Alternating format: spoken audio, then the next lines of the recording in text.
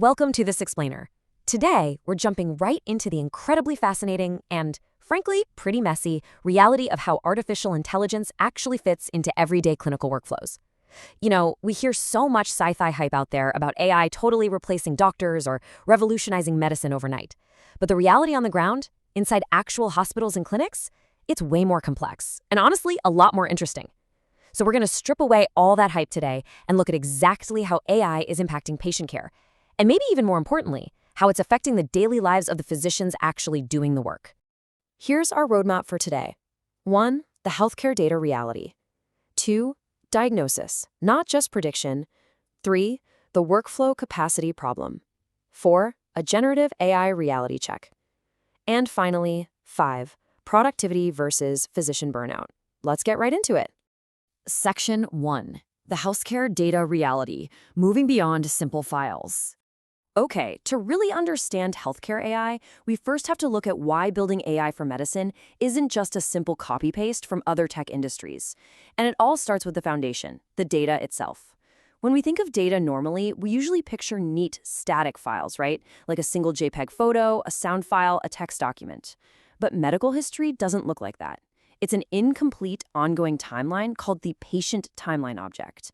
This timeline is mapped out across days of hospital admissions, hours spent in the ICU, all the way down to moment-by-moment ECGs and fluid measurements. Because everything in healthcare happens over time, an algorithm can't just look at a static snapshot. It has to interpret this constantly moving, highly complex sequence of events. And unlike tech AI that basically assumes you've got this nice, pristine, complete data set to train on, medical data is a fragmented mess. In a typical major health system, this data is scattered across roughly 1,200 different IT systems. It's wild. And on top of that, it's fundamentally full of holes. There isn't a single patient anywhere who has a perfectly continuous 5-year record of any single medical modality, like an ECG. And conversely, if you just pick one single point in time, nobody has every possible test measured simultaneously, simply because doctors only order what's medically necessary at that exact moment.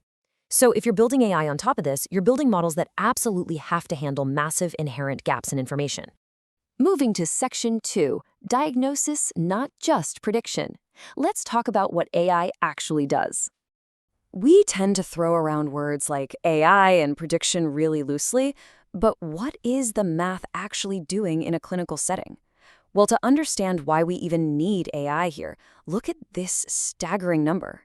It is genuinely shocking to realize that about 80% of human clinical decisions currently have absolutely no basis in prior published data.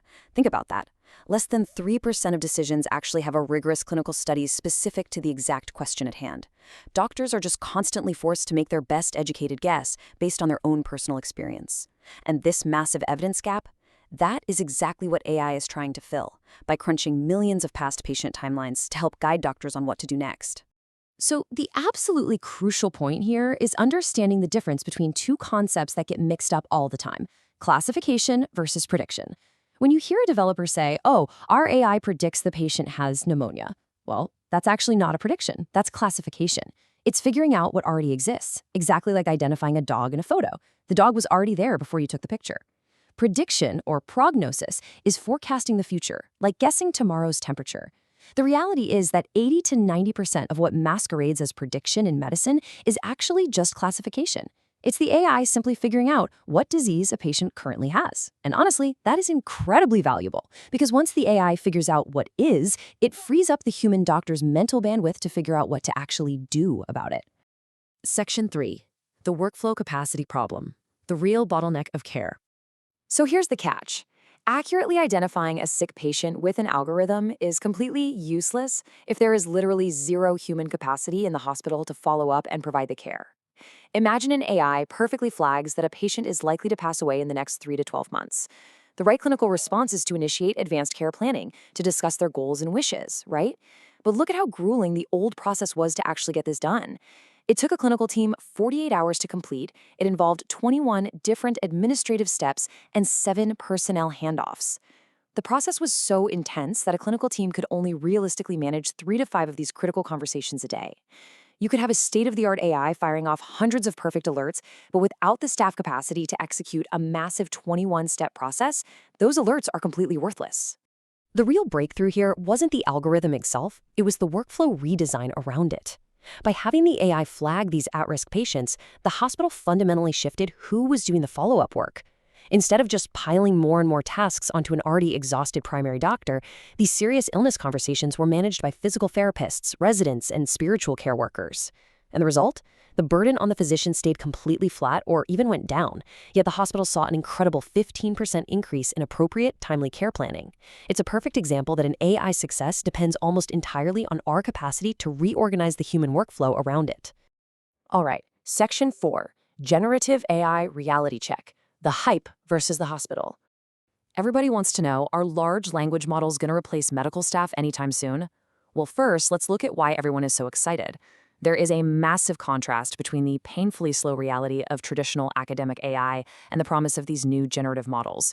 Building a standard, rigorously tested clinical AI, like one that decides who gets an immediate EKG, can literally take 10 years and cost $28 million to validate across multiple sites. Obviously, scaling that is financially impossible. But these new large language models that are trained directly on those patient timeline objects we talked about, they're insanely fast, extremely cheap, and can hit peak classification performance with as few as 64 positive examples. The technological leap here is absolutely real, and you just can't deny it. But wait, before we start throwing a parade and handing over the keys to the hospital, we have to talk about the gritty, real-world limitations.